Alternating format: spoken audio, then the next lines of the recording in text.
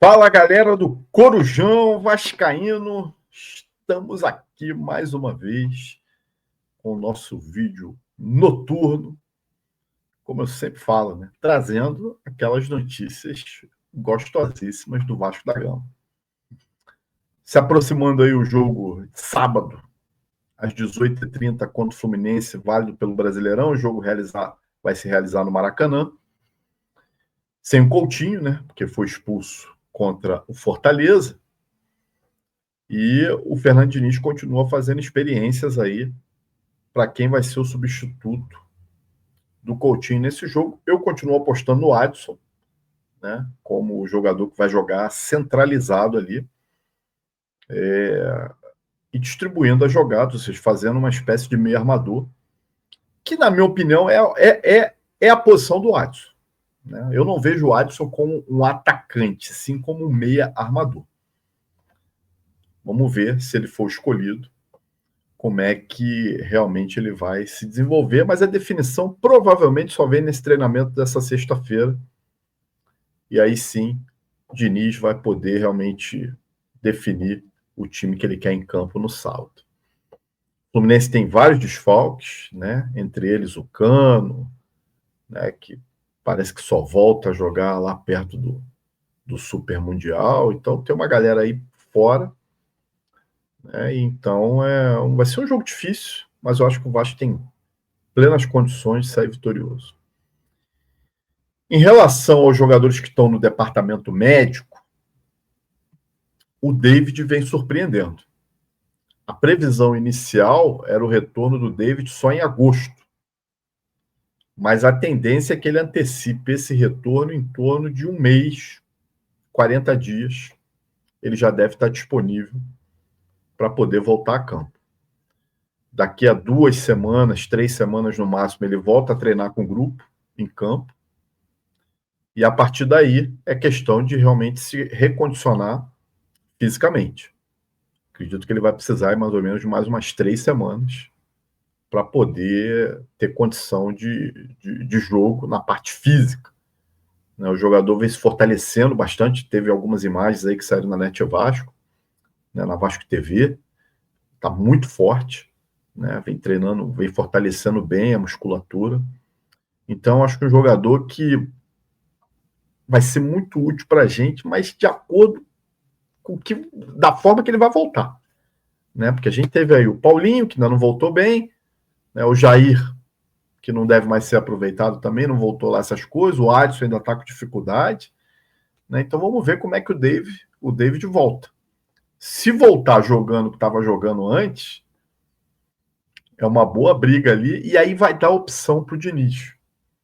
Porque se a gente imaginar que o David ocupa o mesmo espaço do campo que o Nuno hoje ocupa, que é aquele lado esquerdo ali, de repente o Diniz pode testar o Nuno centralizado. E aí sobra para quem? Vai ter que sobrar para o Coutinho. Não vejo outra peça. A disputa vai ser ali. Hoje, se a gente for pegar, vamos dizer que o David volte bem, uma disputa hoje entre Nuno e Coutinho, olha, tá mais pro Nuno, tá? Tá mais pro Nuno. Enfim, a gente volta a ter uma boa opção. O outro que está voltando com mais dificuldade também é o Estrela, né? Vem se recuperando aí do problema que ele teve, mas parece que o jogador ainda sente dores, né? Então vai mais algum tempo. Eu acredito que ele possa voltar até depois do próprio David. Antes a previsão era que o Estrela voltasse um pouquinho antes do David, mas agora provavelmente volta depois. O Payet deve ser relacionado para o jogo contra o Fluminense. Não acredito que seja titular, mas de acordo com o jogo pode ganhar uma minutagem, né, para pegando o ritmo de jogo aí. Segundo saiu aí na mídia, que ele está muito satisfeito com os treinamentos do Diniz. Mas isso aí é uma notícia que sai toda hora, né? Toda vez que tem um treinador novo, né? A primeira notícia que sai aí nas redes sociais é: o time está impressionado com o treinamento do Diniz, né? Os jogadores estão gostando muito, né? Falaram isso do Carille, faz falta de todo mundo, né? O fato é que eu particularmente espero um melhor aproveitamento do Payet nesse período ainda que ele tem de contrato. Tem um jogador que nós já falamos aqui no canal, trata-se do Ilharão, que acabou de sair lá do seu time que estava na Turquia, né? Contrato terminando, e ele já foi dispensado aí. O Arão, ele vem sendo oferecido para alguns clubes, entre eles a Mulambada. Mas a Mulambada não quer o Arão, né? Então ele agora está procurando aí um clube para jogar no Brasil. Lá na Turquia ele tinha vencimento no valor em torno de R$ 1 milhão. Eu acho pouco provável o Arão conseguir um salário nesse nível aqui no futebol brasileiro. Cara, será que seria útil no Vasco? O que vocês acham? Eu queria saber, ler os comentários de vocês nesse vídeo aí. O que vocês acham? O Arão, lembrando que o Arão é um cara polivalente, né? Joga de primeiro, segundo volante, joga de zagueiro também. Eu acho que isso seria a grande vantagem, talvez, numa contratação do Arão. Não estou dizendo aqui que eu sou favorável, não. Tá? Estou apenas jogando a bola aí para vocês colocarem os comentários no vídeo. Agora, um salário que deve girar em torno aí dos 700 mil, talvez ele viesse, 600, 700. É muita grana pelo Arão, mas o futebol está inflacionado, né? Então, ou seja, não tem informação se ele foi oferecido ao Vasco nesse momento, tá? Eu sei que lá atrás houve-se uma conversa em relação à possibilidade de contratar o Arão. Isso lá atrás, né? Agora eu não sei se ele foi oferecido. O fato é que ele está procurando um time para jogar e em breve, provavelmente, alguém vai acabar fechando com o Arão aí, né? Bom, gente, em relação à capa do nosso vídeo, eu até coloquei no X mais cedo, né? Se você não segue a gente lá, @corujãovascaíno, que eu ia trazer informações importantes e novas sobre a questão da renovação do Léo Jardim. Quem nos acompanha aqui sabe que eu venho falando que essa renovação vai acontecer. E eu continuo com a mesma opinião. O que o negócio emperrou até agora? Por que não aconteceu ainda? São essas informações que eu quero trazer. Se dependesse do Léo Jardim, se o Léo Jardim não tivesse empresário, né, a negociação fosse direta com ele, isso já estava resolvido. Porque o goleiro tem desejo de ficar. Ele sabe a importância dele, né, para o time do Vasco. Ele sabe o quanto a grande maioria da torcida gosta do goleiro. Entende que é hoje um dos nossos principais jogadores, um dos mais valorizados. Só que tem um problema, eu não vou chamar de problema, né, mas tem uma questão que se chama Paulo Pitombeira, que é o empresário do jogador, que é o mesmo empresário do João Vitor, que é o mesmo empresário que trouxe o Maxime Domingues, que é o mesmo empresário que trouxe o técnico Carille. O Vasco deve dinheiro para o Paulo Pitombeira. O Vasco deve dinheiro ainda ao Léo Jardim. Na última informação que a gente teve, o Vasco devia de luvas ao Léo Jardim R$ 1.132.000. Não é só o Léo Jardim que a gente deve em relação aos jogadores, né? Tava lá o Hugo Moura com 550 mil, o David com quase 900, o Adson com 600 e pouco, né? Até o Jean Davi com 1.400.000 de luvas. Olha só, o Jean Davi, hein? O Payet com mais de 2 milhões. Né?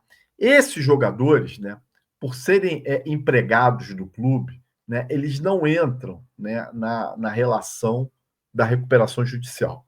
Né? Eles podem e têm que receber esse dinheiro quanto antes. Né? O fato é que essas duas questões do Vasco dever dinheiro tanto para o Léo quanto para o Pitombeira estão atrapalhando a renovação do Léo Jardim. Uma outra coisa que deixou bastante contrariado o Pitombeira foi a questão da saída do Carille. A falta de tempo né, que deram para ele. Porque, na visão do empresário, o ideal seria o Vasco ir com o Carille até a parada do Mundial, se reforçar na janela, dar esse tempo para o Carille, né, treinar o clube e, a partir daí, fazer uma avaliação, caso os resultados não aparecessem. Né? E aí o presidente Pedrinho, o Vasco da Gama, tomou a decisão de interromper o vínculo do treinador. Isso também não agradou o Paulo Pitombeira. O Paulo Pitombeira é um cara que ele é muito bem relacionado, principalmente com o Grupo City. Saiu há pouco tempo atrás uma notícia que são vários clubes que devem ao Paulo Pitombeira. O Corinthians é o maior deles, é o que deve mais grana. Mas o Atlético Mineiro deve. Pô, tem uma galera que deve. Estima-se que os clubes em valores chegue a 100 milhões de reais a dívida dos clubes com o Paulo Pitombeira. Então, existe a questão da cláusula de renovação automática. Se o Léo Jardim, em 2025, jogar 50% dos jogos, há uma renovação automática, né? E essa renovação automática também dá um gatilho de aumento salarial. Hoje o Léo Jardim ganha 480 mil reais no Vasco. 480 mil reais no Vasco. Para vocês verem como é uma discrepância entre alguns jogadores, né, que praticamente são peças que, não merecem o que ganham, e o Léo Jardim, que é um cara que merece, ganha 480 mil reais.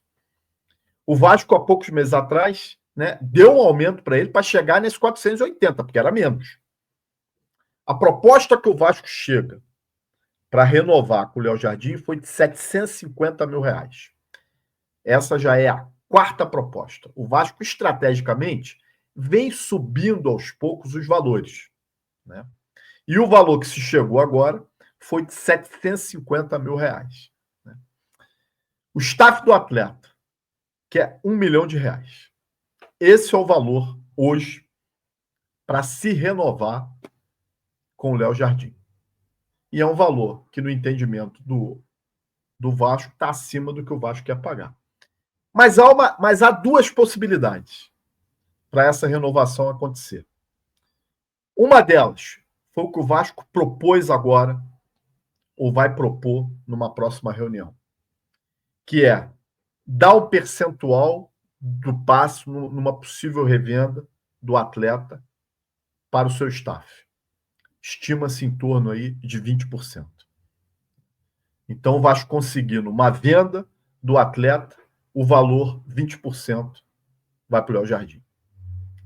Essa é uma possibilidade que o Vasco vai apresentar aos empresários do jogador.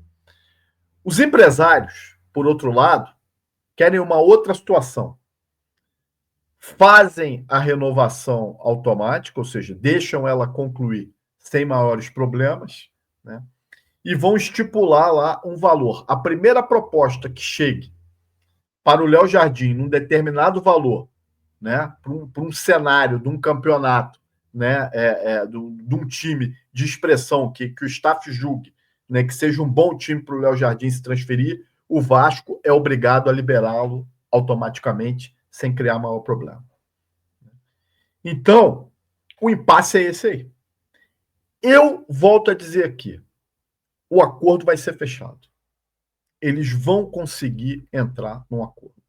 Né? Porque o atleta quer ficar, a torcida quer ficar, a diretoria quer. Depois de uma atuação espetacular que o Léo Jardim teve agora contra o Operário, não tem como liberar esse atleta, gente.